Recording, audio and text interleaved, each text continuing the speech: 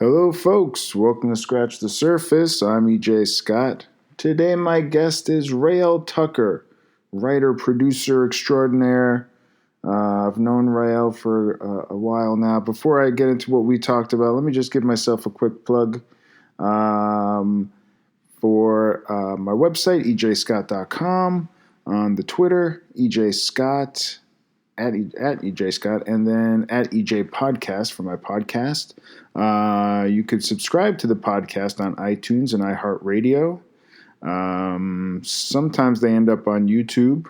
You can find them on my YouTube channel. If you type in EJ Scott, I'm sure something will pop up. I also ran 12 marathons in 2012. Some of these marathons I ran with Raelle's husband, David, and actually she was integral in getting, it's interesting, I think we talk about it in the interview where she came over to the house to sign something, and I told her about what I was doing, and she said, "Oh, my husband does marathons." So you could see David and I in a documentary called Running Blind that you can find on iTunes, Amazon, and Google Play. It's all digital copies. And for $2 or $3, you can watch me run 12 marathons in 12 months in a 30-minute documentary for charity. I did it blindfolded because I am losing my eyesight to an eye disease called choroideremia. And so I'm always trying to raise money and awareness. So please go check that out. It'll be well worth your time, and you'll be helping a good cause. What else? I'm on Instagram, EJScott1106, and I guess that's about it. So Raelle Tucker worked on a show called True Blood that my girlfriend worked on, and that's how we met each other. And she's done a lot of stuff. We had a great talk. This is the first time I really got to, first of all, talk one-on-one with Raelle, and at great length and at great depth. She's lived quite a life, but she has a new show on Facebook Watch that all the episodes are available right now, called Sacred Lies, and it's very good, so I highly recommend it. If you have a Facebook account, you could watch it, and also if you have I know Apple TV has Facebook Watch app that you could just watch it on your TV. I'm assuming Amazon Fire does as well, and all those other ones. Either way, go check it out. It's worth watching. And we talk about her life living on her own at a young age, becoming a writer. She lived in Ibiza for most of her upbringing. She was a stripper at one point in Los Angeles for several years. We talk about family, and she jumped on board season 2 of Jessica Jones. We talk about that. She did a show called The Returned, which was a remake of I believe, Swedish show. I'm not sure about that. But we talk about so many things. We talk about whatever you can think about talking about, we talk about. So it's a great interview. This is one of my favorites. So I hope you will enjoy it. From August 16th, 2018, this is my talk with Raelle Tucker. Hi, Raelle. Hi, EJ. How are you? I'm awesome. How are you? Good to see you. Good to see you too. You're yawning. I saw you yawning, but I know we're able to do this today really because this is maybe the only opportunity you have. You're pretty busy right now. It's intense running a show. It's a lot, and I've been going pretty strong for the last 3 years. So yeah I'm yawning because I'm coming to the end of post-production on Sacred Lies right now. Wow. As we're airing, and there's still a lot going on. That's great. And you got, I think, half the season's aired? Yeah, we just aired episode 5. Tomorrow we air episode 6. Okay, and there's 10 episodes. There are 10 episodes, yes. Do you find out about a season 2 yet? How does that work? I can't talk about anything about that because, first of all, it's... sacred truths. I don't know. I mean, first of all, just because people are asking me this all the time, was always designed as a limited series. It was always designed as a 10-episode story about Minnow Bly. Gotcha. Beyond that, of course, there are ways to talk about it, but we're not in any of those conversations yet. Gotcha. And I don't know that they will ever come. Right. Well, it's pretty cool that you got on ground floor of Facebook Watch. You know what I mean? Like, you guys are the first half-hour show. Is that true, or something like that? I mean, they have other shows on there right now, but they're like shorter. The scripted shows are shorter. I think we're the first longer format scripted show. Yeah. And yeah, I think we have a little bit bigger budget, and we're a little bit bigger of a production altogether. Yeah. So yeah, I mean, we're not the first, but we are one of the first. Yeah, that's cool. That's pretty exciting. Where are you from originally? Where were you born? So I was born in Santa Fe, New Mexico, and then I lived all over the world for the first few years of my life. Why? What happened? My parents are hippies, just hardcore hippies. So they were moving from the time I could remember. We were constantly traveling. We lived in Greece and London and Spain and Mexico, and a lot of the time in California. And eventually, when I was about 6 to 7, we moved to Spain. Ibiza? Yeah, is that Ibiza, right? That's where I grew up. How was that? Well, as a kid, you're like 6 years old and you're moving all around. Does that just become normal? Like you moving all over the place, or is it difficult? Or do you even have any recollection of it? Both. It was both normal and also difficult. You were used to it because we didn't have a permanent sense of living anywhere for a huge amount of time. And that's just becomes what you do, and you don't know any different. It was also difficult, though, because it was a lot of change. And I think later in life, I'm a very organized in a certain way and kind of a control freak. Okay. I have a big thing about being like punctuality and needing things to happen when I say they're going to happen. So there's, there are a lot of... good for a showrunner. It is. There's a lot of reactions to having a somewhat chaotic childhood and feeling like I didn't know what was going to happen next and where we were going to be and what the plan was, if there was a plan. So I'm very strategic with my life in a way that not everyone is. Yeah. And do you like that? Do you like being that way? I don't know. It's a question of like or not like. It's does it work for you? It certainly works for my profession. Yeah. I think I'm the showrunner I am because I plan. And if I tell somebody it's going to happen at this time that day, it's going to happen. So because I can't live with the anxiety of it not happening is really the truth. So for better or for worse, it is the way I am, and I picked a profession that rewards that characteristic. Yeah. Do you lose sleep if something doesn't go your way or something like that? Do you have like... I lose sleep. I get incredibly just tense. I have had panic attacks. I really have to work hard to sort of keep everything in its place work-wise in order to be able to do what I do and be a halfway sane person. Yeah, I bet. It sounds like a lot because I know there's a lot of traveling involved as well, and being away from home and being away from your husband and all that stuff, and that's really tricky. It can be. I mean, the traveling is something I actually really love because you're a hippie. Because I'm a hippie at heart. Yeah. There's so much of the world that I want to see, and I honestly feel like if I died tomorrow, I wouldn't regret almost anything in my life other than the places I haven't been. Man, I have thousands of regrets, so I envy you. Well, I don't mean zero, like little things I would regret, but like big, like life, big things, you know, that I should have lived my life differently in some ways, things like that. Yeah. I think the only one is that I haven't actually gotten to see as much of the world as I really want to. Where do you want to go? Where are you missing? What's your bucket list? Oh my God, there's so many places. I mean, Thailand is huge on my list. Australia is really big. You've never been to Australia? No, I'm dying to go. Basically, India is huge on my list. I'd love to see the Amazon.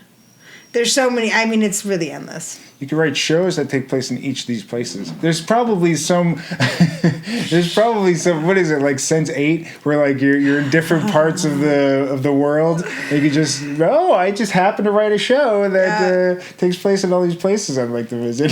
Not to oversell it though, because the making of a show, like we were just in Vancouver, which is a great city. I've gotten to work there a couple times, and I actually really like being there. It's awesome, but it's not that glamorous because you end up spending most of your time working.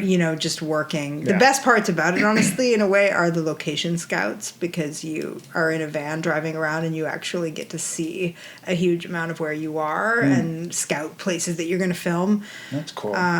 So that's the stuff that actually is cool. The rest of the time you end up on a soundstage somewhere, or like, shooting out in woods at night where you could be anywhere. Right.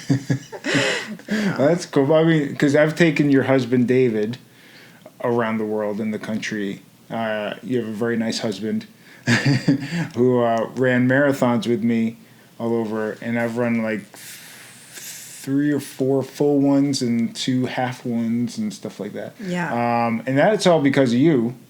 Because I don't know if you recall, but I asked you over. I don't even know if I'd met you yet, but you came over here to sign a True Blood item that I was auctioning off for my charity stuff, and I told you what I was up to, and you're like, "Oh, my husband's into stuff. You should get him involved." And I go, "Why? What does he do?" Yeah, he's run marathons and stuff, and that was it.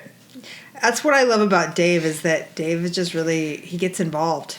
Like whatever you present in front of him, he's pretty much game to give it a shot and really commit to seeing it through. Yep. Which is a really great quality in a person. Well, it helped me a ton, that's for sure. Oh, I'm glad. In 2012 and in 2016. And we were joking at your screening at UTA that he has back issues. And I do too. And I joked about maybe doing. Somebody else asked me about marathons or something, and I was like, maybe if this guy comes with me, and he's like, all right, I'll do it. He always says after he does it, he's like, I think I'm done with running marathons, and then a couple years later, he's game for whatever you put in front of him. Yeah. That's so funny. So do you have siblings? I do. I have a brother and a sister. Older, younger? They're both older. They're both older. So you're the youngest of 3. Yeah. And your parents, now I read that one of your parents was a playwright and another one a costume designer? Yes. So my mom used to design costumes for theater and kind of make hippie couture. She'd make a lot of leather gear and beaded stuff, and she made, fabulous outfits for, she made some jackets for Jimi Hendrix. She made some, dresses for Sissy Spacek back in the day, and was kind of, anyone who was hanging around the hippie scene that she was in, she was making clothes for back in the day. But eventually she owned a clothing boutique in Spain when we moved there, and she ran a clothing business for most of my childhood, just designing kind of leather jackets and sort of elegant evening attire kind of stuff. Yeah. Is that how they made a living traveling all over the world? Is just kind of... Yeah, so my mom had a little suitcase that was full of beaded scraps, pieces and leather, and she would just make belts and make different little pieces and take them into boutiques and just sell them there, and that's how we survived. Yeah. That is a terrifying way to live. I know. And for me, I don't know how my mother did it. She had 3 kids, and she was, by the time she was 25, she had 3 children. She was traveling all over the world with, a few $100s probably to her name ever. And sometimes, we would have even less. I remember being somewhere in in Mitchell Terrena in Silver Lake at our house there when I was a kid in Los Angeles. Briefly, we lived in that neighborhood, and I remember we were on welfare and food stamps, and my mom had 50 cents, and we had locked it inside the house, and somehow she couldn't find the keys, and it was this whole freaking out because we needed this 50 cents because we needed to go buy milk. It was a big deal, so we had to break a window. And then we knew we were going to have to pay for the window, which was going to cost way more than the 50 cents. But we had to get the 50 cents right now, and then we would figure out a way to fix the window later. Oh my! So yeah, there were some times, where it was some sketchy moments in my childhood. Was there No, I mean, was there panhandling or anything like that, or just like street selling? No, it wasn't street selling. Oh, okay. No, boutiques. She went to boutiques. boutiques. She'd go to like really fancy boutiques in Beverly Hills kind of places and sell this kind of stuff my mother made was very elaborate and expensive. Okay. They were kind of one of a kind pieces of artwork that she made. What about your dad? What was he? So my parents weren't really together from the time I was about 3. My dad was gay. And I was actually born into kind of like a threesome. My dad and my godfather were in a relationship, and my mom fell in love with my dad and convinced my dad that it would be a great idea for her to get involved in their relationship. And so they tried that out for a while, and then very kind of purposefully got pregnant. And first time? Oh, my brothers and sisters have different dads. Different dads. Okay. Mm-hmm. So I'm my father's only kid, and my mom convinced him that it was a great idea to have a baby, and he was kind of really into the idea of they were going to reinvent the family. This is the 70s. They were like, who says families have to look like your family or my family? Sure. We can come in all shapes and sizes, and it was an interesting situation, I guess. I don't remember most of it. It was pretty much over by the time I was about 3. Okay. As a relationship, and so my dad was a part of my life. He would come on the weekends and take me. When I lived in LA, he lived in LA. He was a playwright, struggling playwright, and he would come pick me up on the weekends and take me on all these adventures and to go see theater and Japanese gardens and, just wild, wacky La Brea tar pits, wild, wacky LA adventures, like every weekend. It was kind of fabulous. And he was this really incredibly well-read, brilliant guy who spoke like 7 languages and was just a really, really brilliant man. But unfortunately, later in life, after he left my mom, he got involved with somebody who they were together for like 10 years, the love of his life, but they both got AIDS and they both died. I'm sorry. His boyfriend died in the 80s and my dad died in 95. Oh, that's rough. I'm sorry to hear that. No. It was a crazy time. It was about 2 years or less before the drugs that would have actually prevented his life. How old was he when he passed? He was 49, which seemed really old to me when I was 19 and he died. It's now terrifying to think about how young that is. Yeah, for sure. God. So your mom was doing all that by herself then, traveling with these 3 kids? Yes. That's crazy. It was crazy. But, my mother has a very... she has a very interesting attitude about all of it. She always used to say, the universe will provide. That's very hippie. She felt very much blessed and taken care of by the world. And somehow that was true. I mean, we ended up living in really beautiful places all over the world. We always lived in beautiful houses. Wow. We had crazy, wonderful adventures. Nothing like horrific ever happened. Right. So in a way it was a really romantic childhood on some level. Yeah. Did you get along with your siblings? I did. My brother's a lot older than me. He's like 9 years older, and he was kind of not so into the whole hippie lifestyle right away. Sure. And so he basically ended up in boarding school and living with my grandparents and stuff by the time, I don't know, I think he was like 8 or 9 when he stopped living with us full time. Wow, so I didn't really I barely grew up with him. Right. My sister and I were really, really close. We're like 3 years apart. And we're very, very close. So even still? Yeah. I mean, she lives in Spain, so it's a little hard to be close because I am in LA and don't get back there very often. What's Ibiza like? What was it like to grow up in? Ibiza's an interesting place. It's not what you think it is. It's got. I don't even know what I think it is. Oh, okay, well, it's not what most people think it is, which is sort of Disneyland for ravers. It has like some of the biggest, most notorious nightclubs in the world. Wow. On this one tiny island, and people do go there for these summer months and just take psychedelics endlessly and just go to like nightclub. Has it always been like that? Pretty much since the 80s. Oh, wow.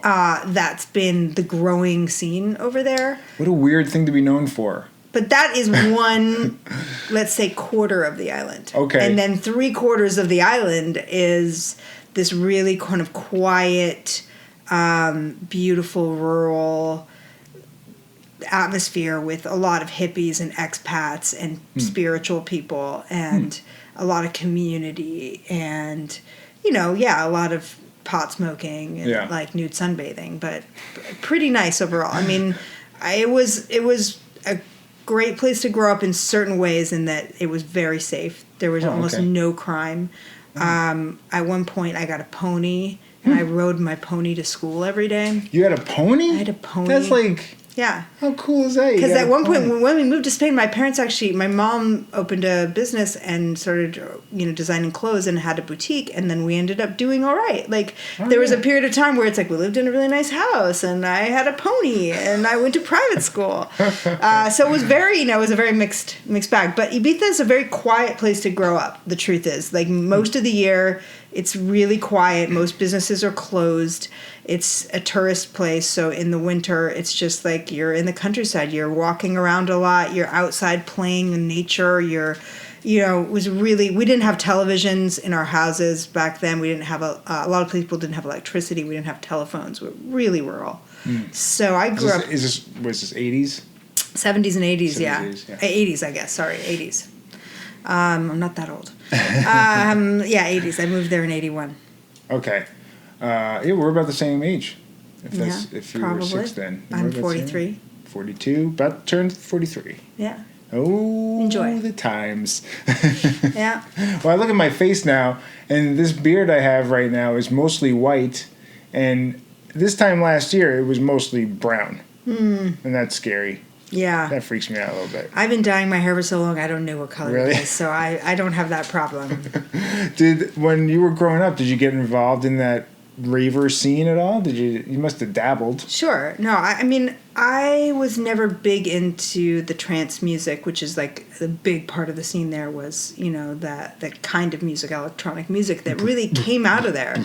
And started most of that movement. It started there, so it was for people who were into that. That was the mecca. Yeah. I never was really into that, but I did get into all the drugs. I mean, all of it. I was getting high. I was smoking like hash every day from the time I was 12 years old, and I was taking ecstasy and acid and all of that stuff. 12, 13, 14, 15, 16. All that time. I mean, recreationally, not daily. Sure.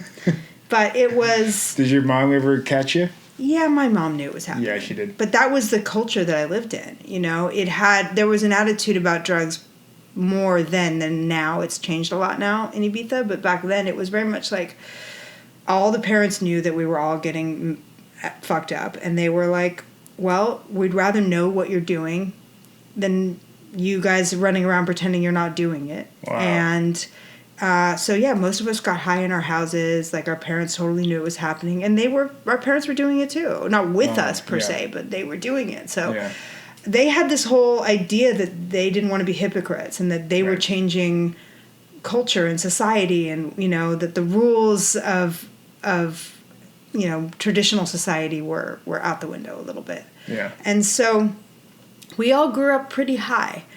But I will say... It's all kind of foggy. It's not really foggy. It's just, I remember when I quit smoking pot when I was about 18.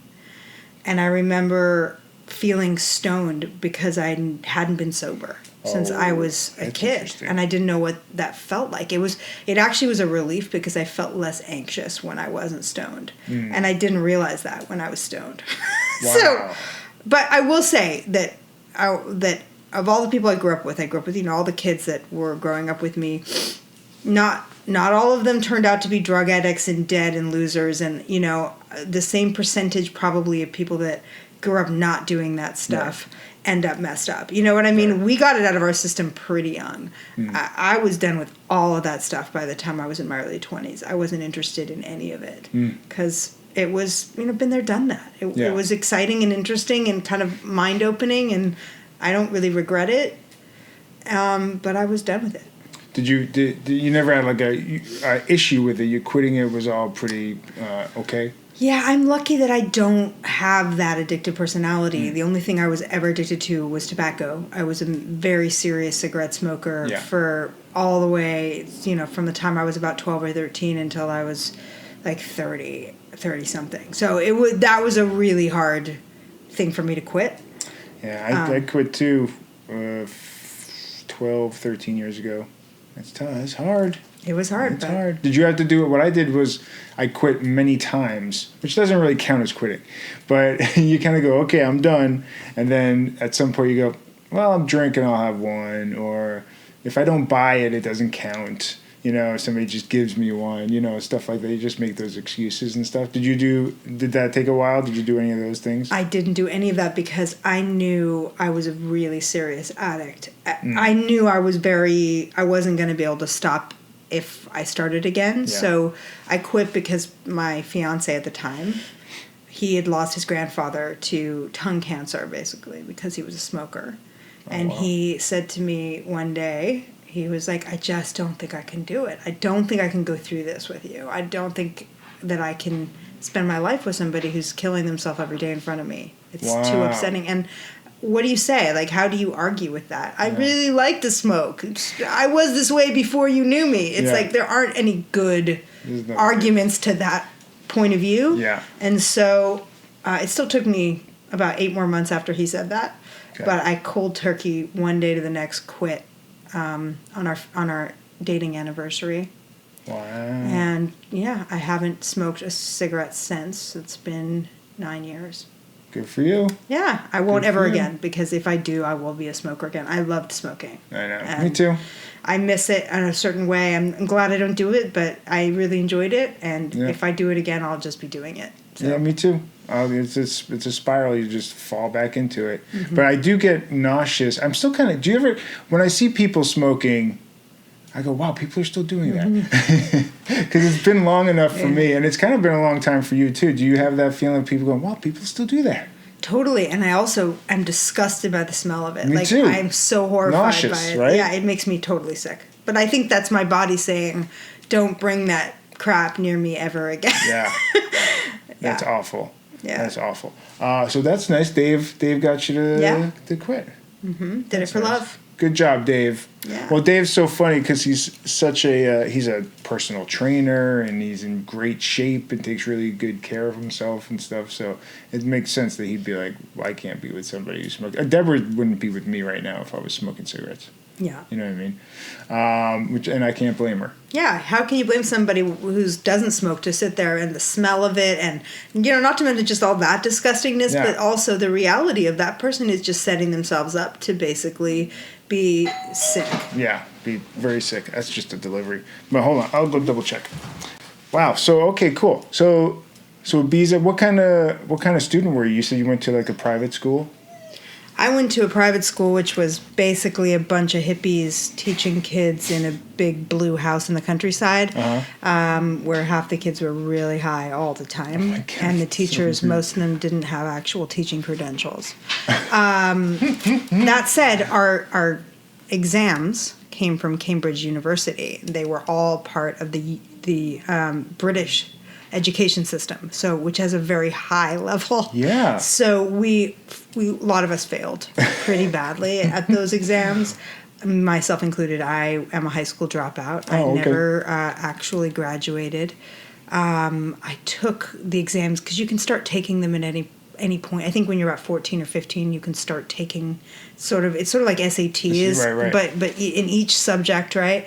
And so I started trying to get out of school when I was about 15 and taking the exams, and I did it about 3 years in a row, and I could never pass math or science, which means that I couldn't get my high school diploma. So that part of my brain was just not very useful. And I did try, but I mean, I was very consumed with running my theater company all the way through high school. I opened a theater company when I was 12. And what? How did you do that when you're 12? I had a drama teacher, a British woman, who told me that I was not a very good actress. I wanted to be an actress. She was our drama teacher. And she said, "You're not a very good actress." You're high all the time. Which is kind of a terrible thing to say to like an 11-year-old, yeah, right? No kidding. But you should really think about working behind the scenes. You'd be a great director. You're so bossy. And you should write. And so I had always been writing since I was a kid. I wrote a lot of poetry and short stories and things like that. And my dad was a playwright. And so somehow this spoke to me. And I wrote a play. And so she, with my class, produced it and let me direct it when I was about 12. Oh, and so as soon as that happened, I immediately needed to form my own theater company and get rid of her. And I didn't want to be told what to do. And I wanted to do it my own way. Yeah. So I got about 30 kids from my school to join this company who were all just like high hippie kids. And we put on these really elaborate like shows that I would write, direct, produce, play one of the leads in. And they always had like musical numbers and choreography and like they were very elaborate. And I would write them while we'd be rehearsing. So I would set a date for the play and I'd be like, the play is going to be in 3 months, like this week. And we would start and I would write one scene. And we would start rehearsing that scene. And while everyone was rehearsing that scene, I would start writing the next scene. And I would just write the play as you went. As we went along. Like Francis Ford Coppola. I didn't know what the fuck I was doing. But it's crazy that I did it. And that, I managed to get all these kids to listen to me. And by the time I was 15, they fired the drama teacher at my school. And they basically just gave me the job. So I was teaching the drama class for the last 2 years I was in school. Get out of here. Yeah. Did you get paid? No. Oh. I got free lunch. They fucking saved the paycheck right now. They totally did. They gave me, and it was crazy. I had 4 periods a week, and they didn't pay me anything. They were like, "Your lunch is free. You can," and I was like, "Cool." I was like 15. I was like, "Yay! I get to call myself a teacher, and I get free lunch, and I get to make my theater for 4 hours a week," which was at school, which was awesome. So, but then they didn't let you graduate. Yeah, they didn't have control over that because the British system, you have to actually pass these tests that are like actually judged by like through Cambridge University. So you have to pass. That's like crazy. I didn't pass. That's crazy. Do you look back on that and think like where that sounds like another planet almost? Like the kids are going to teach now. Yeah, it was completely absurd. But my life was very absurd. And I was a really intense, precocious, serious kid, right? Yeah. So I think what I'm grateful for is that everyone around me seemed to recognize that I knew what I wanted to do. And I had a very clear vision about what that was going to be. And they kind of got out of the way and facilitated me doing that. And I can't tell you how much I learned in the years that I was running this company and teaching classes about making theater when I didn't know what I was doing myself. So That's it was interesting. You got to make your mistakes early on. Yeah, some of them. I mean, I'm still making them every day. It's an ongoing thing for life, I think. Wow, that's pretty wild. Is your mom still there? My mom, my sister, my niece, my stepdad, everybody's still there. Wow, everybody's still there. Yeah.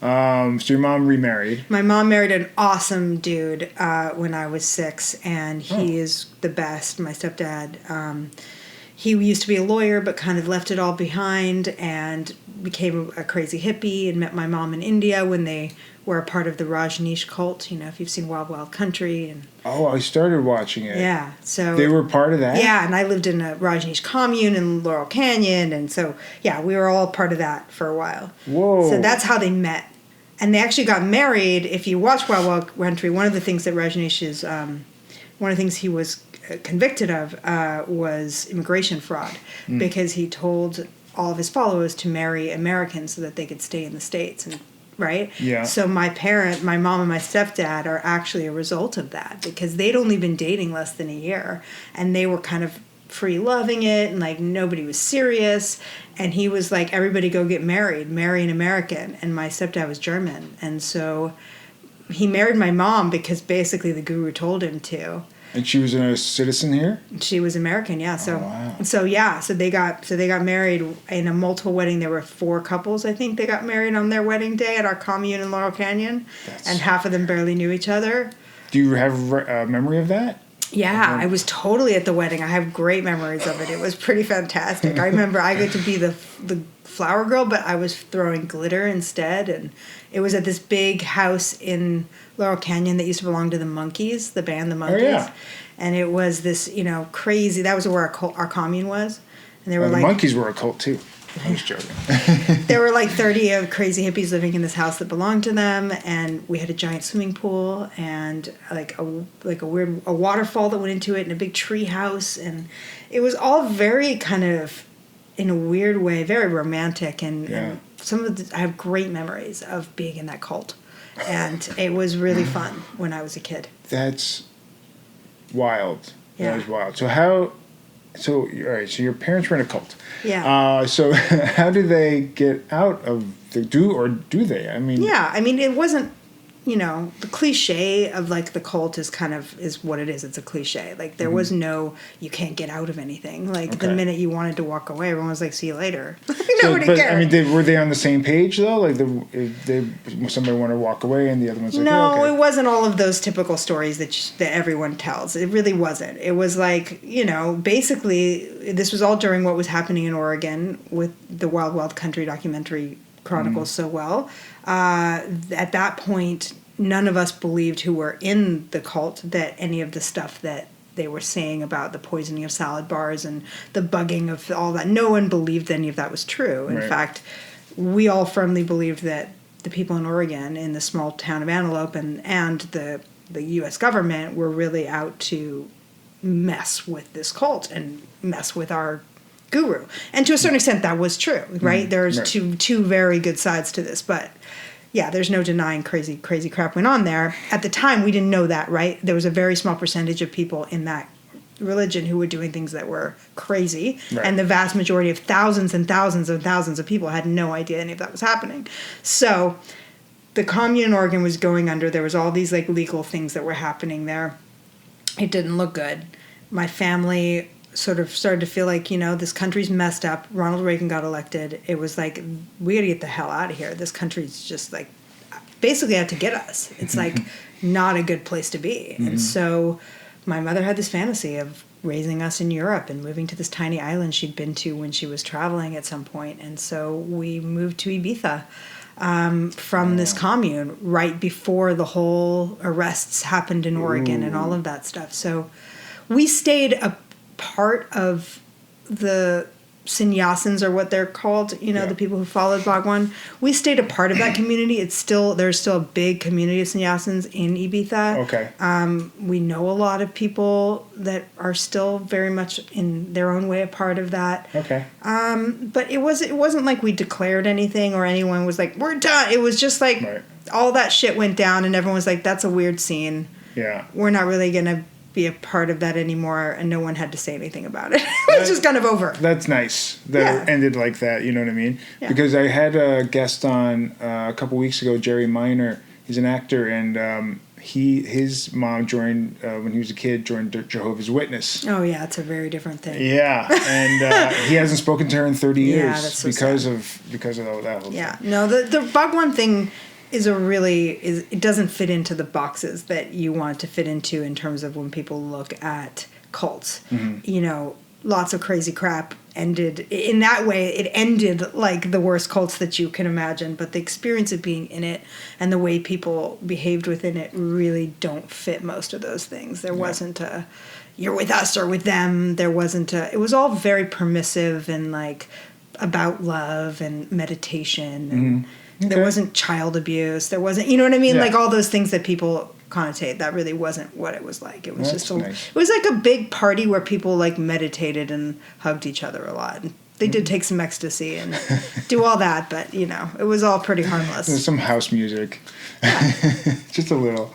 Wow, that's wild. And your dad, when he passed away in '95, so you were about 20. Were you already planting seeds of a writer's career? Yeah, no, I mean, I knew I was going to be a writer from the time I was about 12.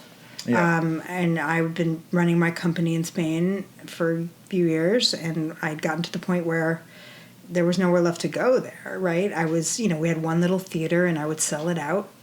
and with my little company, and then it was like, what's going to happen next? And did you make money? Like, did you make money off it? Were you able to save some? No. The money went back into creating more productions. That's really where it went. Gotcha. But no, my dad got sick in LA, and we knew that he was dying, and so it was like, well, if you want to really get to spend some time with your dad, since I'd moved to Europe when I was a kid, I hadn't really spent much time with him anymore. Oh wow. Was like, hey, maybe you should go spend some time with him before he dies. So I moved to LA at 17. And you had already been kicked out of school or flunked out of school? Basically flunked out, yeah. Flunked out of school, moved to LA. Started a theater company here right away, and hung out with my dad for a couple of years before he died. Was he, what was that like, being back with your dad, who you haven't seen in so long, and in this situation? It was really hard. I think I had a lot of confusion about why my parents' relationship ended, or his homosexuality, or his ex-boyfriend who had given him AIDS, or there was a lot of tension about all of that, and I think I hadn't resolved it, and I was a teenager, and I was not prepared for what I was walking into, which was somebody who was incredibly sick, and it was at a time when people were really afraid. People were afraid to be in a room with somebody who had AIDS at that time, and for instance, his own father wouldn't visit him in the last few years of his life because he was married to somebody who didn't want her husband to be in the same room with somebody who had AIDS. Yeah. So that was the world that we were living in at the time. Yeah. And there's still some of that going on, There's still some of that stuff. Yes, we've progressed a lot. We're ways away from ever, obviously the crisis is still huge, but the misinformation that was happening within this country was, at least we're much more educated about it now, and we have different drugs, right? At that time, they were giving him drugs that were just killing him and making him worse, and he was a really exceptional, interesting person. We had the same birthday. We had a lot in common. He was a writer. He would have been so incredibly excited to see what happened to me and where my career went. And all of that. And it's unfortunate that I was really too immature and overwhelmed to really become his friend and truly get to know him. I think I was really freaked out. Those last couple of years? Yeah. Yeah. So you were living with him? I lived with him for like 6 months, and then I moved out on my own. Okay. Yeah. But he knew you were a writer? Oh, yeah. Or aspiring? Definitely. I was writing on napkins when I was like 4 years old, so everyone knew that's what I was going to do. So did he ever talk to you about writing? Of course. Give you advice and stuff like that? Yeah, all of that, yes. Yeah. But it was early days, and he wasn't wildly successful at it. He was a struggling playwright, and so, me being an arrogant teenager, I dismissed almost everything he said when he would say stuff to me, Right. Smoked your cigarette and... It's exactly right. I wore all black, smoked cigarettes, and glared at him, and basically told him I hated him all the time. It was fantastic. How many plays did he write? Oh, God, I don't know. Like dozens and dozens. Yeah, Have you read some? Yeah, no, I've read all of them. I've read all of them. Some good ones in there? Yeah, there's, they were flawed. There's a reason why he didn't become wildly successful. He had a really interesting voice and a really distinct point of view, and he was really funny. But he wasn't big on structure. Mm-hmm. And his creativity was very unwieldy, and I don't think he took notes well. Okay. He didn't want to compromise. I think that hurt him. That's interesting. You ever think like, oh, maybe I'll turn one of these, there's a good idea here, maybe I'll turn it into a show or something like that? No. I have enough of ideas of my own. Yeah. That's pretty wild. Okay, so you started a theater company out here in LA, and I guess we're writing your own plays and stuff like that. And what was the hope? Did you think about like a career? Like, what did you envision your career being? In retrospect, it seems really obvious that I was always going to do television because I grew up without a television, and there was a television at the local bar down a 30-minute walk from my house in Spain through the woods. Mm-hmm. And I would walk to this bar to watch episodes of V, the series. Oh, yeah. Dubbed in Spanish. Or like Dynasty. Like anything. Classic. Anything serialized, I was obsessed with. And I didn't have that. So for me, it was kind of like magic when I'd watch television. So in retrospect, it seems really obvious that that's where I was going to go. Also, with all my theater background, got very used to being the producer and, understanding how to work with actors and being on the set and, all these different departments. So it made great sense that I ended up in television. Yeah. I didn't know for a while that was where I was going to be. I thought I would be a playwright first, until I realized that I didn't know what that actually meant as a career, and I wasn't going to be able to make a living doing that. Yeah, not in L.A. too. No, and I thought for a while I would move to New York, or I would move to Chicago, or even San Francisco, better theater towns. Yeah. But there was always something that kept me kind of pulled back, and pretty quickly it became film projects. Like I wrote a screenplay, and then there would always be those silly things where it's like, yeah, I found this dentist who wants to invest in films, and he's going to give you, $20,000 to make a movie, and we'd go down the road, and like all of these scams fell through, and that's what independent film looks like a lot. Is a lot of people who don't know what the hell they're doing, trying to get money from weird sources to make things. Right. So a lot of my early days of writing were involved in projects like that, but the important thing that happened out of that was that I just kept writing, and I got a lot of my really bad scripts out of my system. I wrote a lot of really bad movies early on. What's the worst? What can you think of one that's like a terrible thing? I mean, there was one that I co-wrote with my writing partner at the time, Sarah Gamble, who's now also a really big showrunner of in her own right. We wrote. I don't know if we'd ever finished it. I think we might have. We wrote a female serial killer show or movie. Yeah. That was just awful. It was so stupid. It was like every bad serial killer cliche, but we thought we were being really revolutionary because she was female. Yeah. It was just corny, like no point of view, and not anything that either one of us would ever really want to do. Yeah, that's funny. What does she show run? So she runs The Magicians, with John McNamara, and then she has a new show coming out called You, that is about a stalker. That premieres on Lifetime, I think. A female stalker. No, it's a dude. He's a dude. Yeah, it's based on a set of books that are really, really great. Okay, that's cool. Yeah, The Magicians is huge. Yeah. That's pretty big. That's pretty major. Okay, so I read that you one of these scripts that you wrote, I guess, you submitted to Project Greenlight. Is that true? Yeah. So Sarah Gamble and myself were writing scripts at the time. We'd written a play that had done well in LA, and so that's when we started writing together. Really coming off of that, and we wrote a script called Cheeks. Yeah. That was Dog Day Afternoon set in a strip club. Okay. Kind of a bit of a slapstick dark comedy version of Dog Day Afternoon. Okay. And we submitted that script to Project Greenlight, and we beat out 11,000 scripts and came down to being ultimately down to the top 3 of that contest for season 2. Which put us on the reality show for 1 episode. Okay. And brought us to Sundance that year because Greenlight was in its prime. We went to Sundance with the HBO camera crew. The first time we ever pitched a television show, a movie, was in front of 6 cameras on Project Greenlight. I'd never been to a pitch before in my life. And so we were pitching our movie, and there were like 6 cameras and Matt Damon and Ben Affleck. It was pretty wacky. Oscar winners for writing. Totally. Nonetheless. Yes, who were our heroes. And so what's great about that moment that I can brag a little bit now is that we walked out of that pitch, and of course you don't know what happened till you watch the show, but then on the show, basically, I think it was Matt Damon turned to Ben Affleck and was like, those girls are superstars.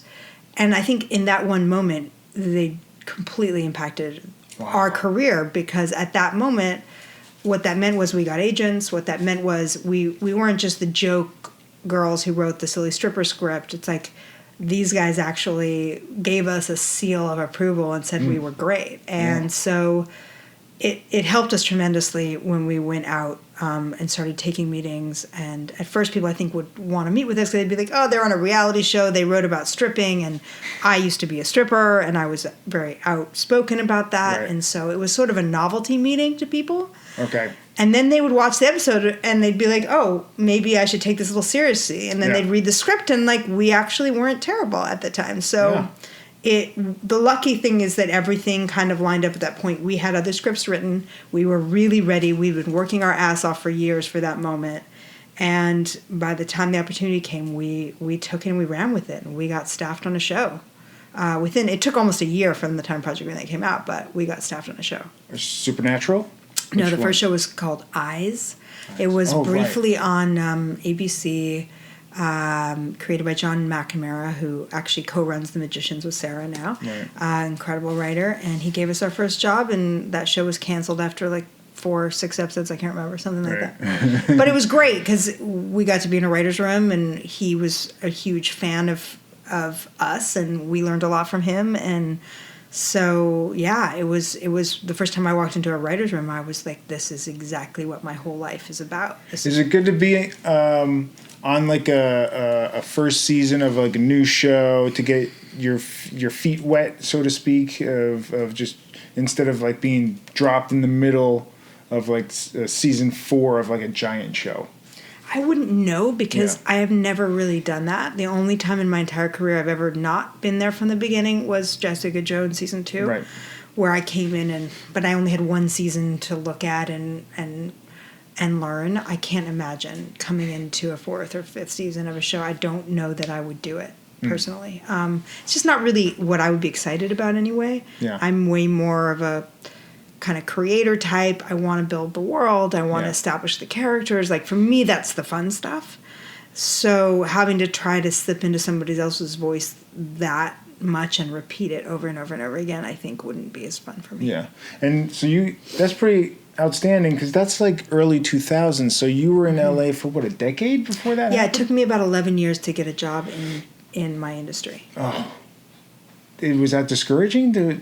I was so young, to be honest. I mean, I moved to LA at 17, and you know, it's unusual to get to work in television or film, frankly, before you're 26. I mean, I was 26 when I got my first job, so it was, or 27, it was around there. So it was. I didn't feel old. I didn't feel like, oh my God, you know. I definitely had moments where I didn't know if I would make it, or I didn't know that it would happen for me. Did you have did I make the right decision? Did you have any doubts? Did you think you should leave or do something else? Well, where would I go? I mean, what decision would I make? I had been writing since I was a child. I'd never done anything else. There wasn't another option for me. And where would I go? Back to Spain, where I would basically have to, I don't know, wait tables or maybe teach drama at my school again. I don't know. For free? For lunches? So it wasn't for me. I think sometimes people are hurt by their so many options in that they don't know what to do or they feel like they could make a different choice, and it discourages people. I had no other choice to make, so I knew that I had to do it. Okay. I had to succeed at it. And you were writing, doing what you went to AFI? I did the women's directing workshop, the DWW there, and I made a short at AFI. And then you mentioned you were stripping. When were you stripping? I started stripping when I was 20. Okay. And I stopped when I got my first job in television the day before. I went from working in a strip club to walking into a writer's room the next day. Wow. So what was that, 6 years or so? 7 years? So that's a long time. It is a very long time. It's a long time. What made you, did you try some other jobs before the stripping, or were you like? Of course. I was living alone since I was 17 years old and had to support myself. So I worked as a waiter, I worked in retail, I did all that stuff. The stripping was something, it's not something you set out to do, like, hey, I think I really want to be a stripper. But, it was, I had some friends who were doing it. Okay. They were coming home with $500 and I was coming home with $50. Yeah. And to be honest with you, I had the very clear thought that this is a way better story. Right. That this will be a way more interesting thing to do with myself than wait tables. And I grew up on being naked on beaches. Like, taking off my clothes was not a big deal to me. I was very insecure. I didn't think I was pretty enough. All of that, I had to go through that sort of transformation where I realized that, it isn't so much exactly the way you look, it's what you believe about yourself or what you project about yourself. So actually, stripping gave me a tremendous amount of confidence. It actually proved to me that I could accomplish things if I set out to them, and I could make a lot of money based on my looks, even though I'm not a supermodel. So I traveled a lot with it. I did a lot of really fun stuff. I wrote plays about it. I wrote movies about it. I had like a very exciting 7-year adventure with all of it, and it was actually incredibly creative for me, and allowed me to write almost full time. I worked about 3 days a week for most of the time for 4-hour shifts. So I made an okay living, and I wrote all day long, and it was actually the perfect balance to what I was doing. I had bad days, and there were moments where it made me feel like shit, and where I hated it, and I was sick of it. But to be honest with you, I hated waitressing way more than I ever hated being a stripper. So did you have any weird, like real weird guys? Did you have like a stalker or anything like that? Did you have any? You've seen so many movies. No, I didn't. No, I was a stalker. So. Oh, okay. No, I mean, of course, there's weird guys, but there are weird guys everywhere. Like there are weird guys sitting in your office next to you, and who are, in fact, most of the customers that went into strip clubs are guys that with normal jobs who are showing up and working next to unsuspecting women all day long. So. I, if anything, felt like at least it was out in the open. Like I knew who the pervs were. Right. That's good, I guess. Yeah. How'd you meet David, or when did you meet? I cast David in a short film, in my short film at AFI. He was an actor at the time, and he played the lead in my short film. What year is that? Well, it was like 2003, I think. So that's right around Project Greenlight? Yep, it was Project Greenlight was right before AFI. Project Greenlight was right before AFI. Okay, so it's after that. Yeah. So okay, and when you auditioned him? Yep. And did you go, oh, he's cute? No. I was not looking for a boyfriend. I was trying to cast the best actor for the part. I wasn't remotely thinking about that at all. How was your dating life, by the way? Like from in LA in 10 years? I was usually in long-term relationships. I spent almost all my 20s pretty much in long-term relationships. I lived with 2 different people during that time, and I think I had a pretty healthy dating life. I definitely had my adventures too in between relationships, and went out and did some crazy things, and I'm glad I did. Mm-hmm. Again, don't regret any of it. But yeah, I think in my 20s I was playing a character in a movie I was writing.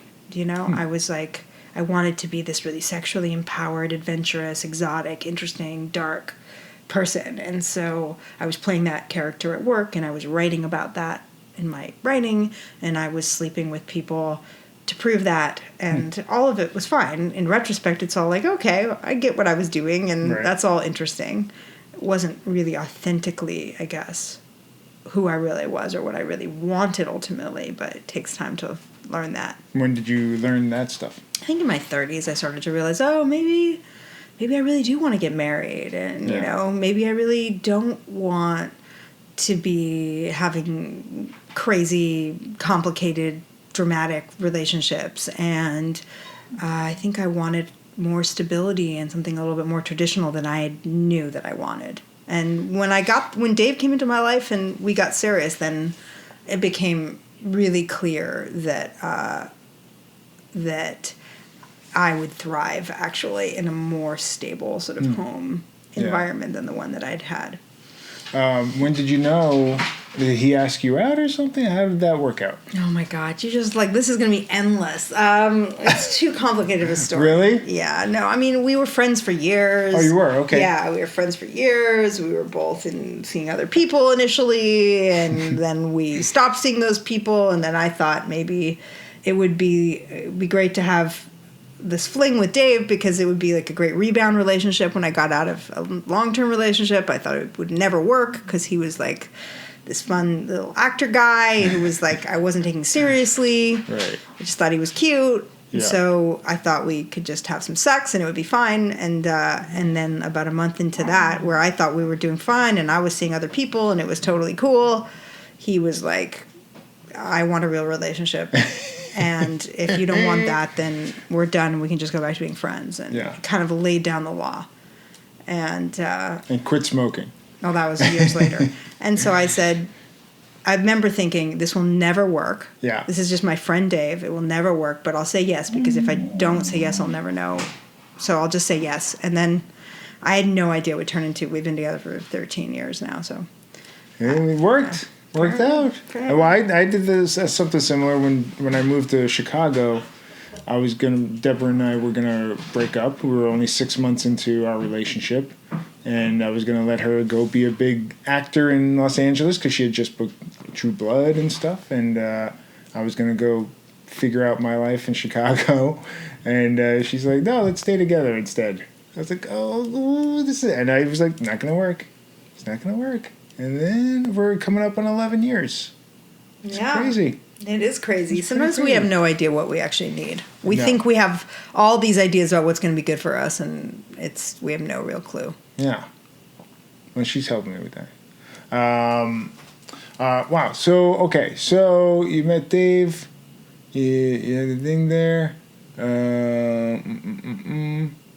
There's quite a life you've lived, Raelle. Yes, and you're really going down all the nooks and crannies of things. That's right. Thank you. You're not. I'm used to broader strokes here. No, I like specifics. So you go from, what's it called? Eyes? Yep. So that doesn't work out. That lasts a season. But now you have some experience in writing a TV show, and you have some exposure on Project Greenlight, and a big thumbs up from Matt Damon. Do you take that? What's next? Is Supernatural next? Supernatural was next. We came off of Eyes, and because our showrunner was so amazing, he called everybody at Warner Brothers and was like, "You have to hire these girls. They're great. They were my favorite writers on my staff. You have to hire them." And so we got a lot of meetings because he pulled strings for us, and we ended up getting a bunch of job offers coming off of that show, which was super unusual if you're a baby writer just starting out. So we had a couple choices to make, and we chose Supernatural because we felt it was the pilot.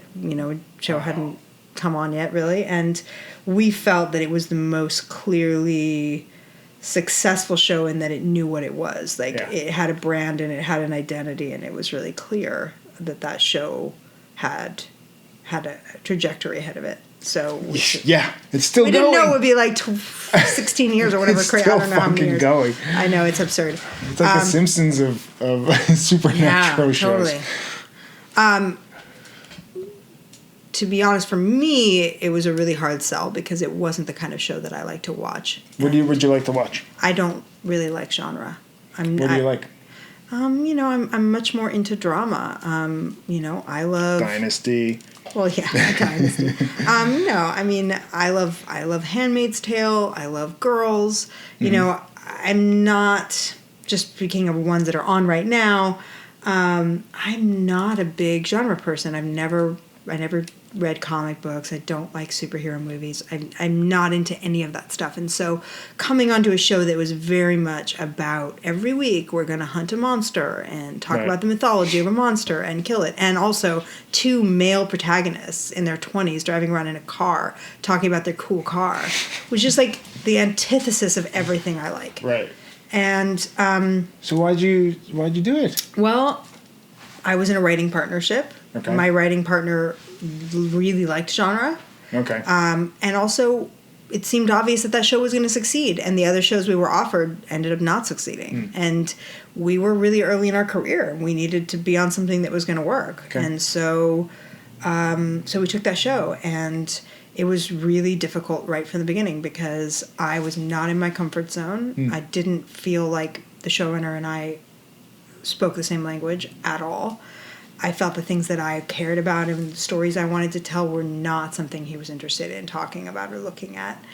I tend to like really real life emotional drama and stuff, and I don't think that's where the show was headed. To be fair, he knew what his show was, and his show works, and I didn't understand what his show really was. So I tried to learn, I tried to fit in. It was really uncomfortable for me. My writing partner, on the other hand, picked it up instantly and felt really comfortable with it and wrote it really well. And so it was very complicated for us internally because we're both writing scripts together, but she's 100% more in tune with what the show is, and I'm fighting it at every step, Yeah. And so that and other factors led to the breakup of our partnership during that show. So we were on it the first season, and then we broke up over the hiatus and came back for season 2, and we're still a writing team, but we were writing scripts separately at that point. Okay. I ended up writing scripts that they say they really liked and that, they were really happy with. When I went to quit that job, which I decided that I needed to do, even though I still had some time on my contract, they were very shocked. They were like, "You can't leave. You're doing really well. We love your scripts." And I was just like, guys, I hate it here. Like, I hate it. I hated it also because I'd been writing with my writing partner for like 8 years. It was really hard to break up. Yeah. Even though, I love her, it was just a hard thing to go through. I didn't want to be in an office with her every day. Yeah. I didn't want to be in a show where she was succeeding and I felt like I was failing every day. It was like my self-esteem was battered, Yeah. And I didn't like writing the show, and I didn't feel like I was doing a good job at it. So I needed to leave, and I went through a massive crisis of confidence at that point, and I thought maybe I'm not a television writer because I felt that I was failing at it, and it's all I'd ever wanted to do my whole life, and suddenly here I am at a job that's successful, and I'm miserable every day, and I hate it. Yeah, that's tough. So I basically asked to leave my contract, and they told me, the showrunners said, if you can't deal with this, you're just not going to make it in this business, That's pretty much what they told me. And I believed them. I walked out of there and I was like, okay, I'm not going to make it. Like, so what do I do? And I told myself I would write one pilot by myself now because I didn't have a writing sample without my writing partner on it. Right. And if that didn't work and I couldn't get a job, then I would have to reevaluate what I was going to do. Really? That's so interesting because you already had all this, like a lot of successes even up to that point. You were making your own choices of like, all right, I'm not feeling this show. I mean, there's lots of different shows and movies and stuff, but you were just doubting yourself. Is it because those guys said that?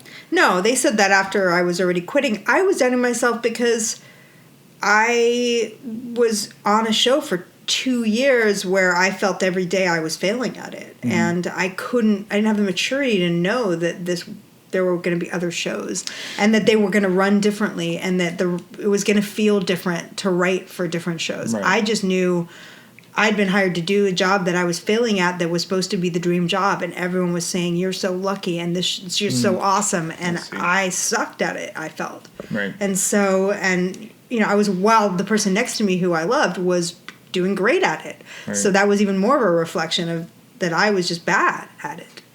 And I didn't know because I didn't, I was 28 years old I didn't understand that this was just the beginning. Yeah. And that there were so many different environments and that I was going to find a home very quickly where I could really blossom and become the writer I was meant to be. But at that moment, it was devastating. I really thought I had failed and I wasn't going to get a job because what you don't realize is that if you're part of a writing team and you split up, it's like you're starting over again because people know you as a writing team and they're like, oh, we know this. We've read these scripts by these two people.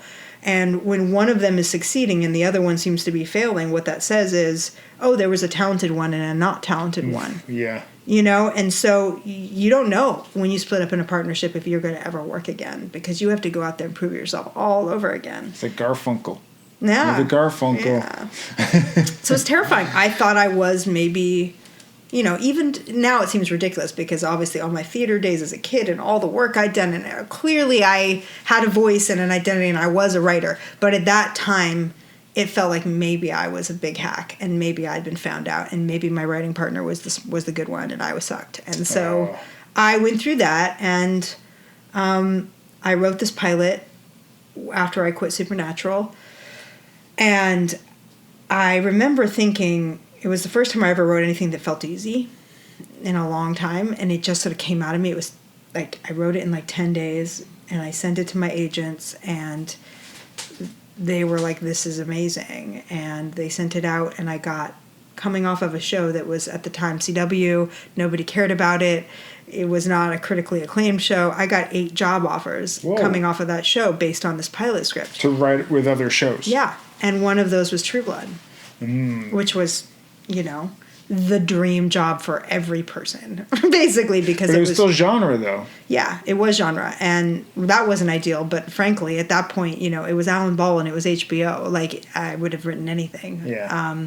And I had experience now because I had 2 years on a show that I reluctantly had learned a shit ton about genre by being there. Yeah. So weirdly, I was the only genre writer hired on True Blood. That's I was the genre component, which is funny because I never wanted to be. That's so funny. That's so funny. Yeah. The pilot that you wrote, whatever happened to that? The pilot was called Special Genius, and it was about a father-daughter drug smuggling team. And it was this heartwarming kind of paper moon sort of story. And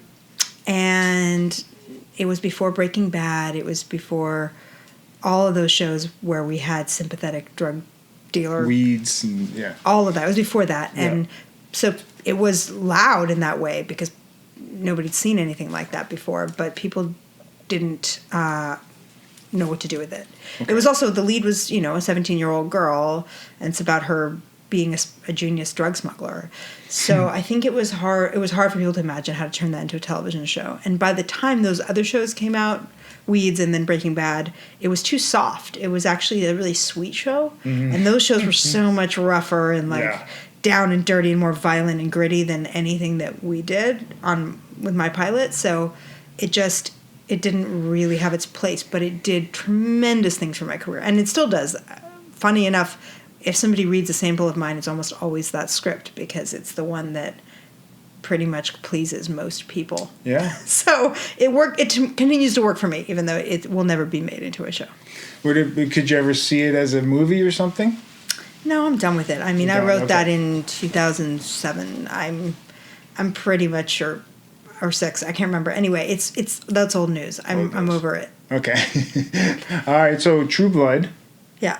Did you read the first pilot or so? How'd that work out? You get in the writer's room? I've never been in a writer's room. Yeah. Anything, so, I mean, there's no one way that any of this works because it's constantly changing and it just really depends on the show and the network and whatever. In this case, there were books that Alan... Right. Excuse me. Charlaine Harris wrote. There were books that Charlaine Harris wrote that Alan was adapting, and I had read those books when I heard Alan was developing them because I was a big Alan Paul fan. Sure, 6 Feet Under, American Beauty. Huge fan. And so I read the books back then, or at least the first few. I think I hadn't read all 12 or something, but I'd read the first 3, I think. And then I think there was a pilot script that I read before the meeting. I think so. But really, the meeting was about Alan having read my work that was a win in itself. Going to sit in front of Alan Ball was like, okay, well, I won. Whatever, if he hires me, you know? I don't remember much of that meeting. I was so unbelievably high and on the experience, stone cold sober, but unbelievably high on the experience of sitting in front of one of my heroes. Right. That I felt like I made it. And so I just remember trying to come up with things to impress him and then just telling him that I was trying to come up with things that was to impress him and that I was super nervous. And he was just really sweet and kind, like he always is. He's a good dude. He's a great guy. Yeah. And super lovely. And then, he offered me the job. And it was actually initially myself and 2 other writers were brought on before the pilot had actually filmed. And we were brought in right from the beginning to sort of develop I think we developed 6 scripts before anything started filming. And then the 6 turned into, I guess, 12? 12 for the first season? Yeah. So they just hadn't greenlit the pilot until we wrote the first 6 scripts. Oh, really? So, that's how that works. Yeah, that's how it worked. Right. In this case, it's not always how it works. So did you guys... So you wrote 6 scripts, but did you plan out a full season, just in case? Yeah, I mean, you have to kind of know where you're going to be able to write 6 scripts because you got to know what you're building to. Yeah. So, we had a rough plan for the rest of the season, and then we wrote the first 6. How long did that take to write the first 6? I think we had a couple months or something because Alan wrote 3. of the 6. Wow. And then there were myself and 2 other writers, and we wrote the other 3. We each wrote 1. Wow. I think it was a couple months, like 2, maybe 3 months. What was he like as a showrunner?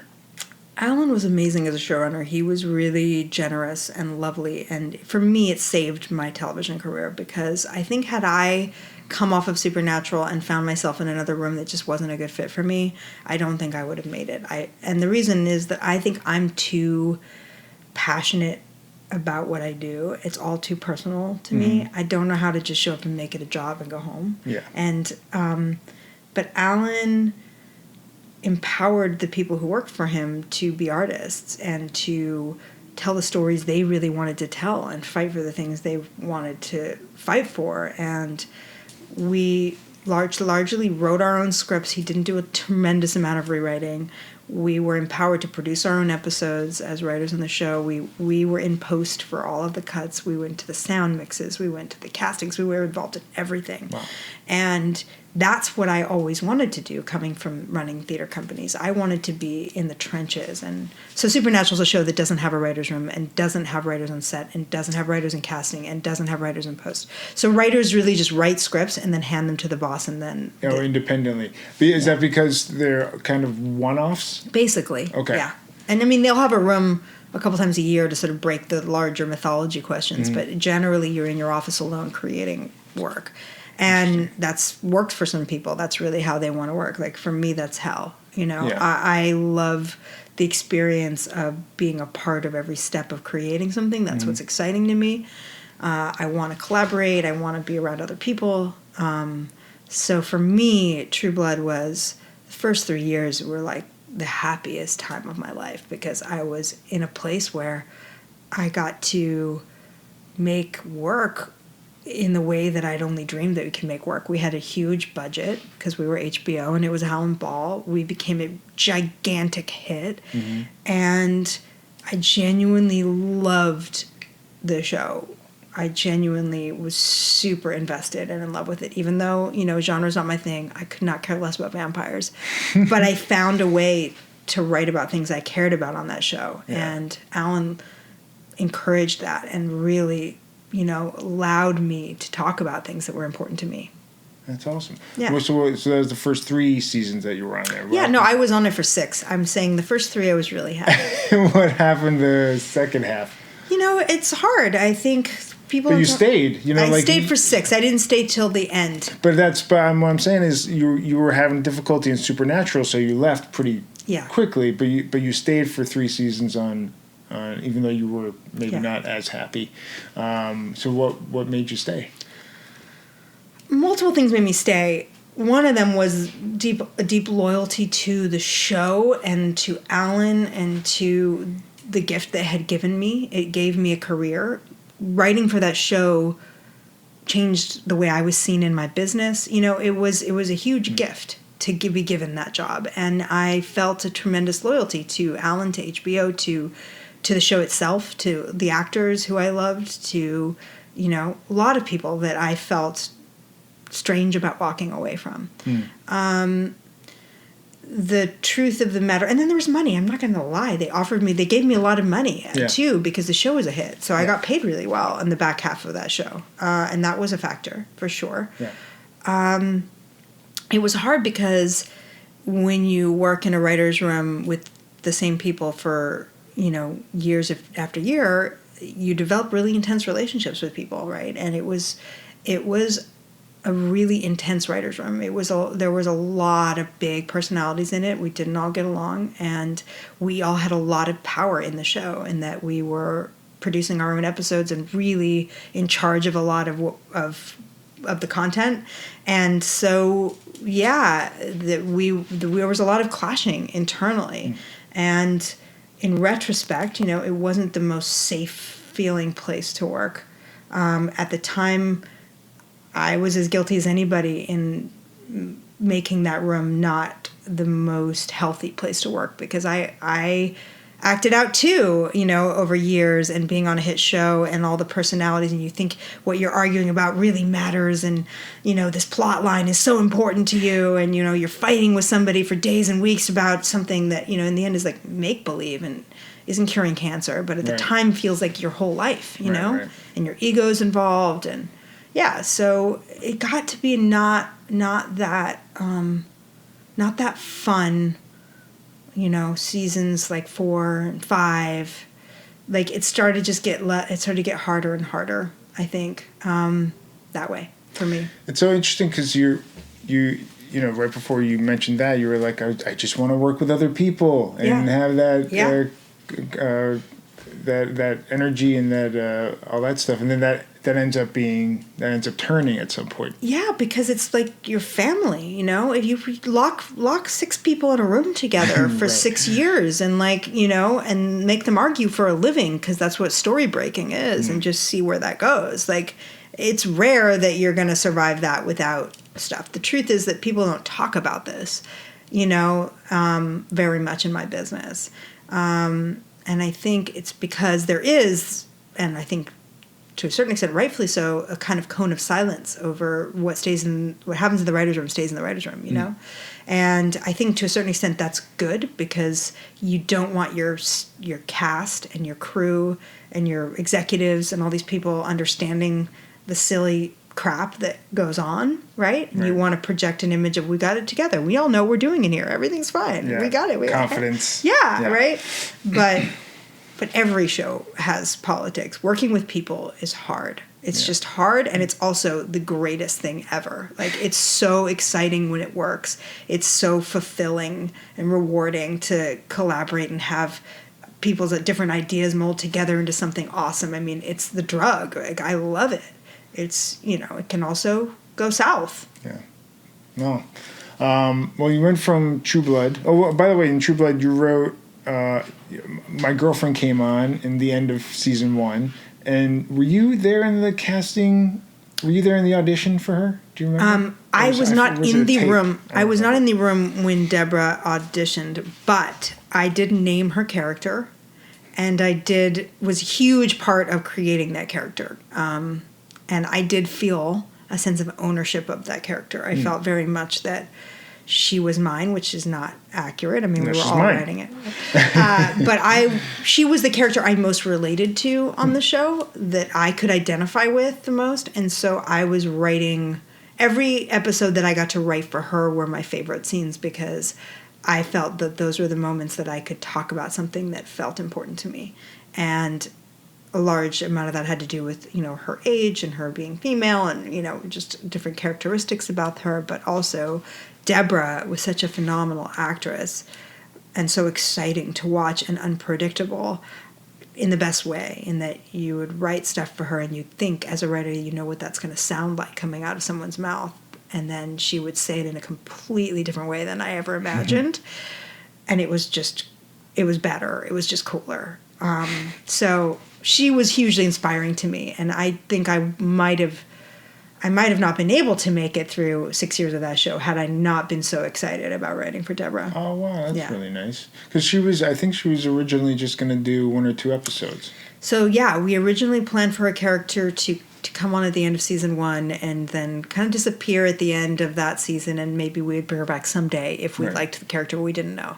And we'd even talked about maybe killing that character pretty quickly. There was lots of things on the table. And I remember I went to the sound mix for Deborah's first episode because the writer who wrote it couldn't go. And I saw Deb's face on the big screen. We go to these massive theaters to do a sound mix, and you see the whole show up on like a movie screen while you're doing it. Right. And I saw Deb's face on screen for the first time, and I remember like my breath catching in my throat, because I was like, who is that? You know, she had this otherworldly kind of glow about her, which is a really unique, special, you know, Marilyn Monroe kind of thing that's like a light that pours out of certain people on film. And, you know, Deborah has that, and she was just incredibly captivating. And I remember knowing at that moment that she was a huge deal and that we weren't ever going to be able to get that character off the show, that we had to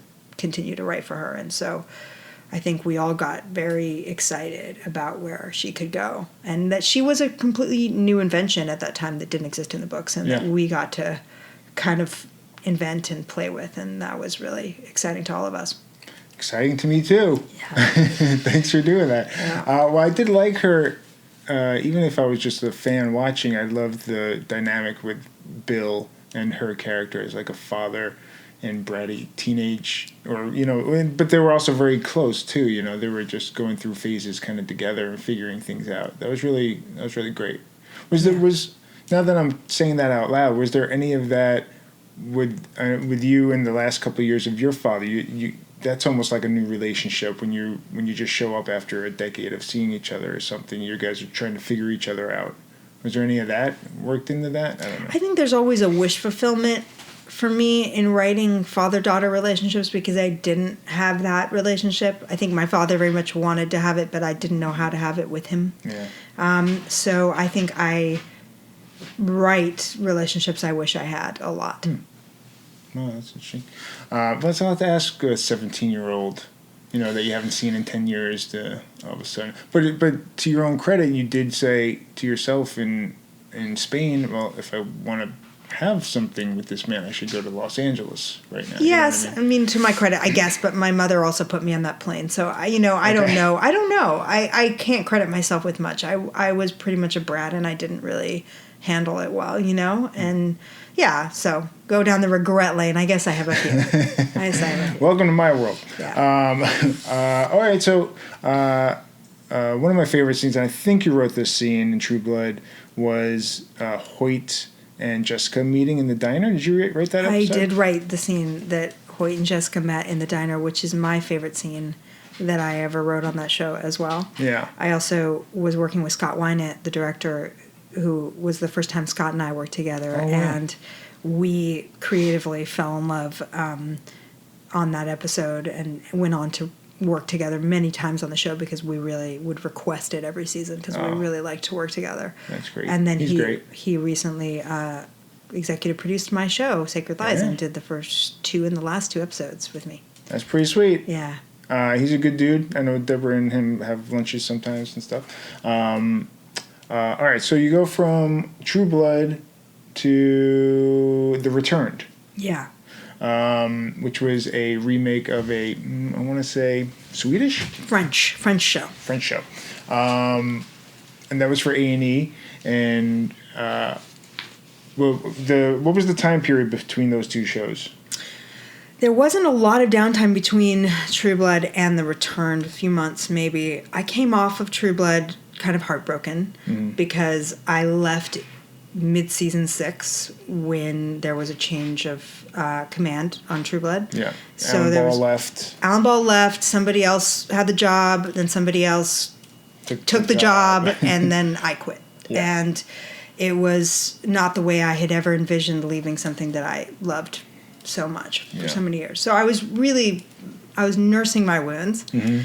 And I got a call from my agents that was like, hey, want to make a zombie show? I was like, no, I don't. I don't want to do anything genre. I'm over it. And they were like, it's not really that, though. It's kind of an exploration of grief.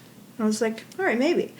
So I watched the French show, and I was just really captivated. I thought it was really beautiful and really artistic and poetic and interesting. And then Carlton Cuse was showrunning it, and he was looking for somebody to co-show run, and the stage that is a little bit hard is making the transition sometimes from being a writer on a show where you're hugely involved, even an upper level writer, to actually becoming a showrunner. That's a step that can be challenging to take. Because those jobs, there are fewer of them. There's only one showrunner usually on a show, sometimes 2, like this one, like Carlton and myself. And there are a lot of writers on a staff, right? So those jobs are hard to get, and they pay more, and they have more creative responsibility, obviously. You knew at that time though that that's like what you want, though, right? Like you're like, I want to be a showrunner. I wanted to be a showrunner when I was 25. Like I was 12. Yeah,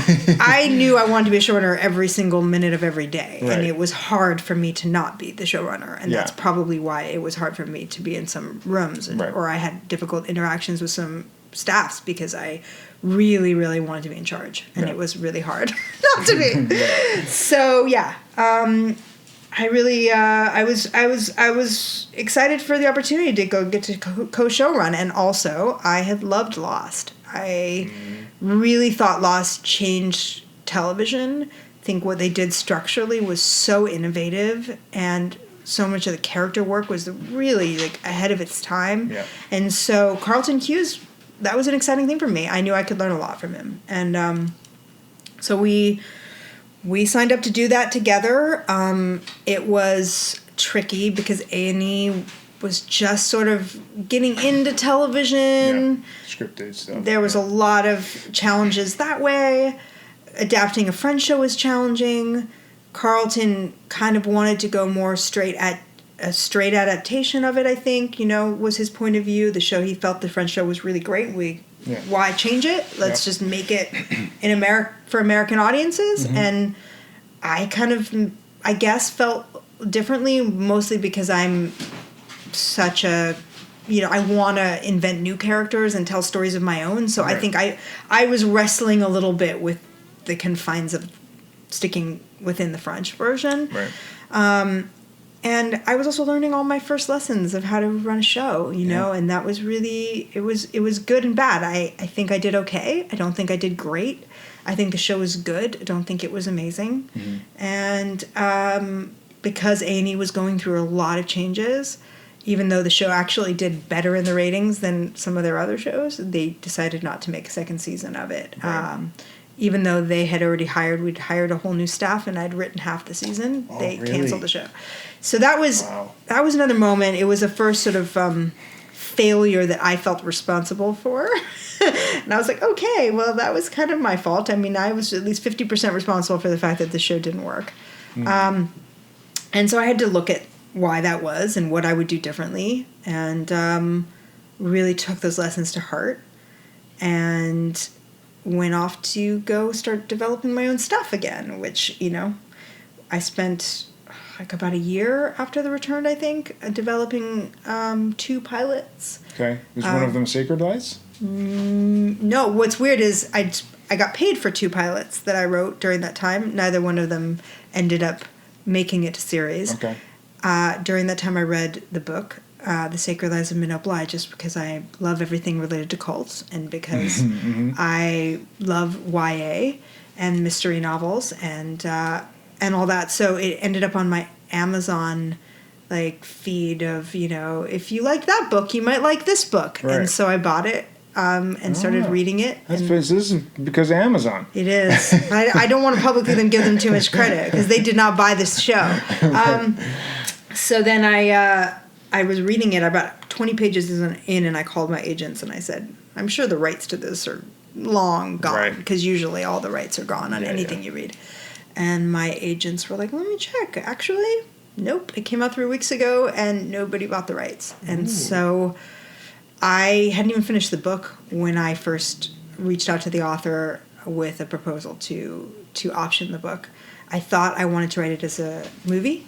Mm-hmm. I thought it would be a really good weird indie that I could make. Mm-hmm. And maybe I would direct it, which is something that I'm slowly moving towards getting into. Okay.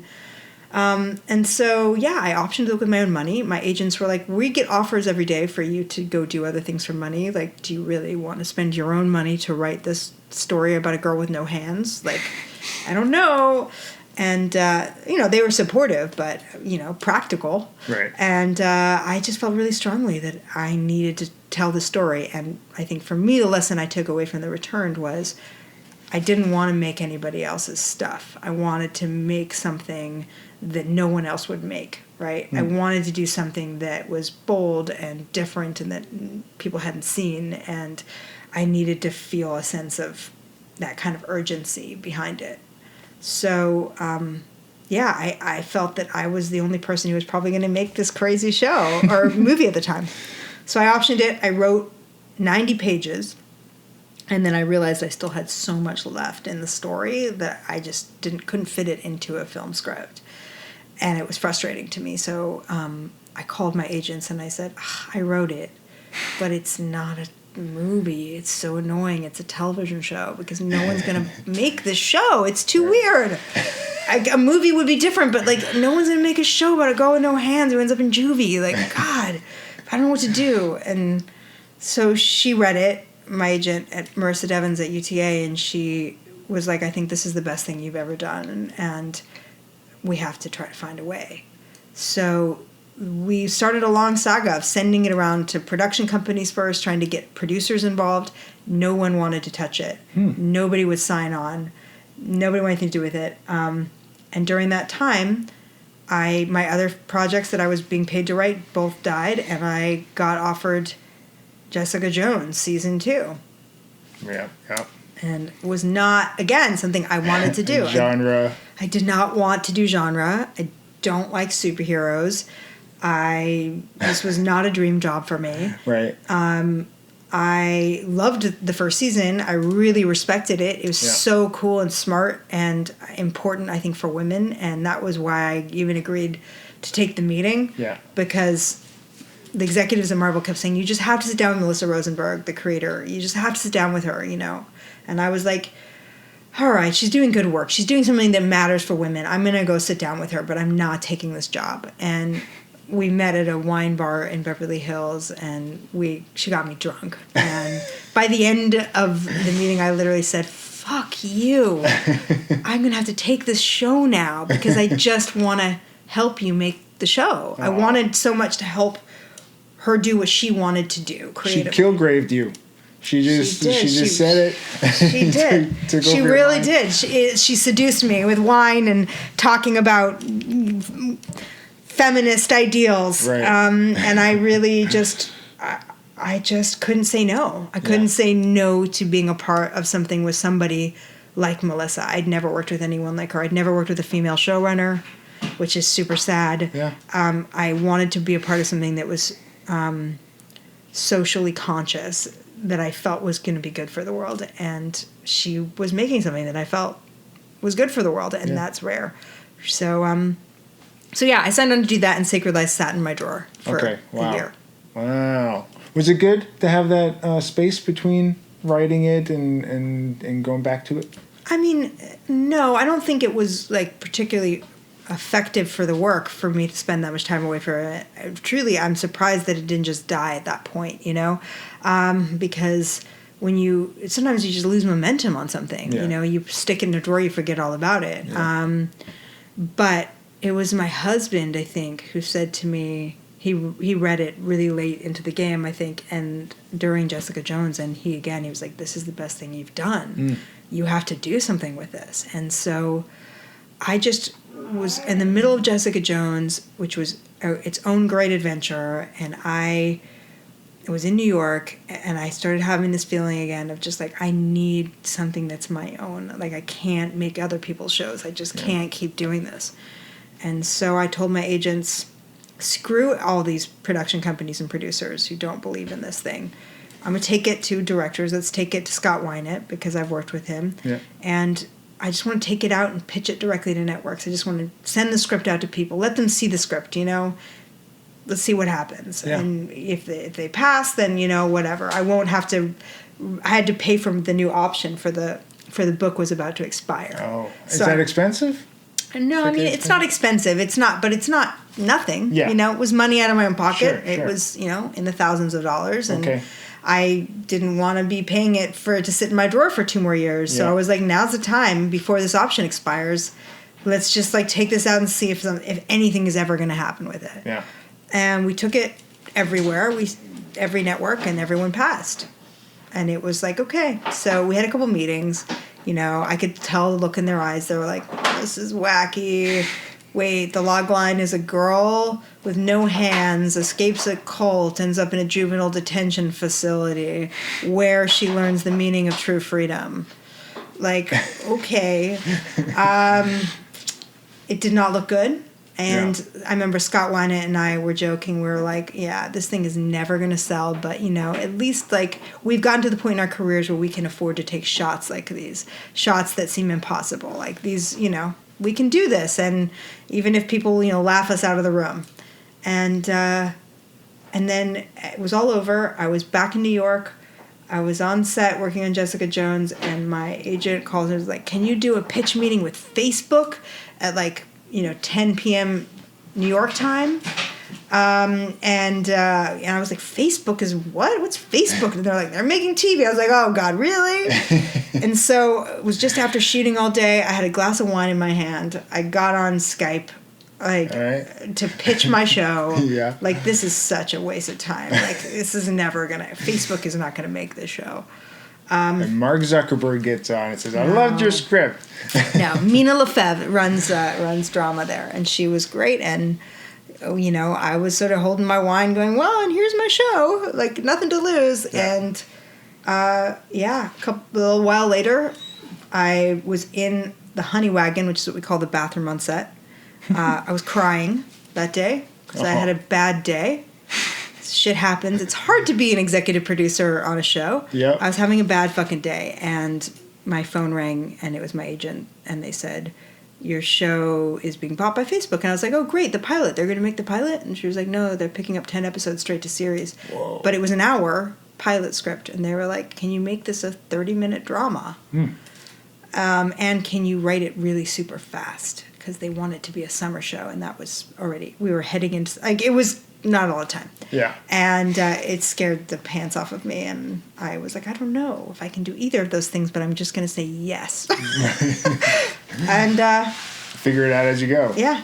So we did, and that was about a year ago. Wow, that's fantastic. Yeah. How scary is that to sell the show? Like, you're excited, but now you're like, shit, now I gotta make it. It was terrifying. Terrifying because I was trying to do something that was really weird and original and had a different tone than anything I'd seen. And I needed to find that tone myself. It's not something you can explain. It's something you have to show people, and you have to sort of find yourself as the creator of something. I didn't know how we were going to do Her Lack of Hands. Yeah. I didn't know how I would write a half-hour drama. I only came from doing 1 hours.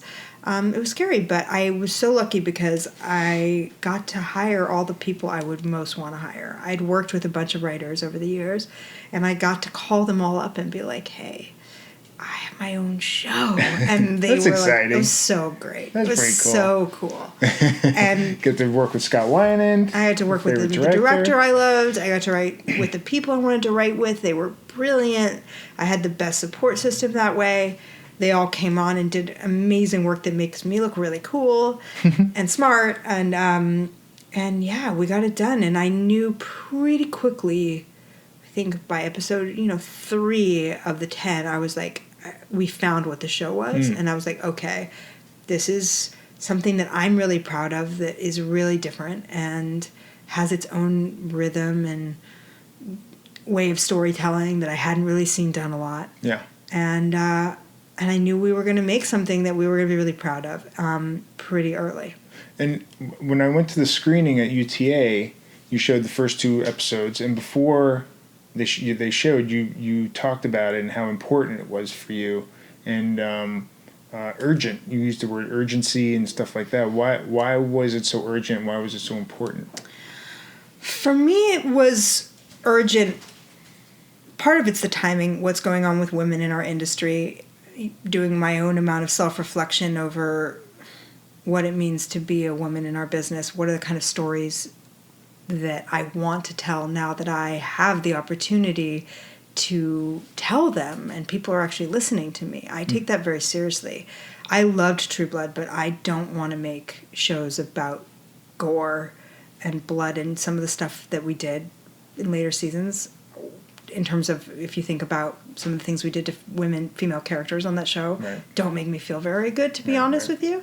And I was a part of those stories, so I'm not blaming anyone, I spent a lot of time thinking about what I want to put out in the world and what I wanted to say, right? And this is a show with a female protagonist that I've never seen before. First of all, she's a 17-year-old protagonist. There are very few young leads of shows, right? Who aren't frivolous, silly, superficial, or like sweet girl next door cliches, right? This was a complicated, human, really sort of dangerous and smart and naive, and she was so many different things, and she was allowed to be so many different things. She didn't have to just be all sweet. She didn't all have to be the femme fatale. She didn't wear makeup. She lives in juvie. And her journey is the journey of being taught the way the world works, being taught a lot of things that lead her to make some terrible mistakes. And then her journey is about realizing that you always have the power to decide what you believe in. You can always decide what you want to believe in every day. And nobody can change that or decide that for you. And by deciding what you believe in, you decide who you want to become in the world. And that may sound kind of heady, but when you see the show, I think you feel that journey. It's a journey of somebody who makes a terrible mistake, learns to take responsibility for that, learns why she made the mistake that she made, and changes her life and decides who she wants to be. For me, it felt like a really profound story. It also felt like there isn't a lot of content that's being made for the YA audience that's as sophisticated as the literature that is being written for the YA audience, which is actually really dark and smart and asking some pretty deep questions a lot. And that isn't typically what's getting made, you know? Yeah. I mean, no offense to the Twilights of it all, but like that isn't the deepest fare. And there are a lot of viewers, I think, out there, and particularly based on the response we're getting to the show, that are in that audience that really want to be challenged and want to have conversations about racism and religion and, you know, sexuality and all of these things. And there's a way to do that without it being graphic and exploitative and, you know, all the shit that we typically see. And that was what was exciting to me. I felt like I had a vision for how to make a show that would speak to an audience that was really underrepresented, that was out there, and a show that ultimately I think is actually good for the world. It's a female. Also, I didn't say it's a character with who's a double amputee. She's a disabled character. Yeah. Which doesn't exist on television. I mean, from my knowledge, it's the first time we've ever had a lead of a show be disabled. So, you know, things like that just were so important to me and so exciting to be able to make something that I thought would actually touch people and be meaningful.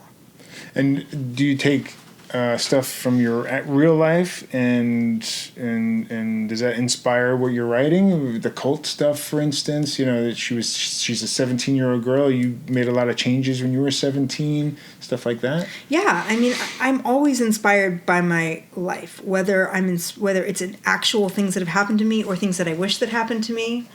You know, I'm always writing from some sort of personal place because I think that's where the good writing comes from. It comes from a place of specificity because you have your own stories to tell.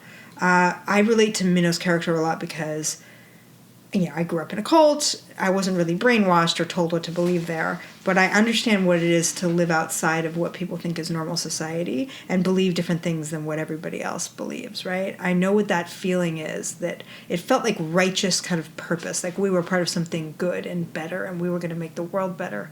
And I think I could understand what that would feel like instead of just thinking, oh, cults, people in cults are weird wackos. Like, I understand that they're not. And I understood Minnow's childhood in a way that I knew I wouldn't be judging her, right?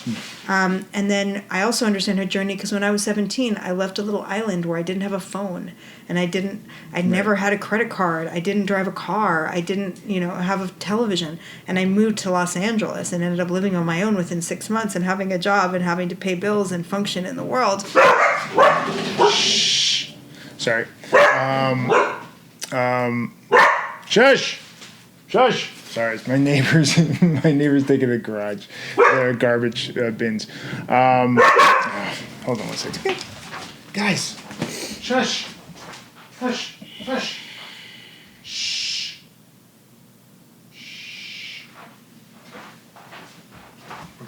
We're getting there.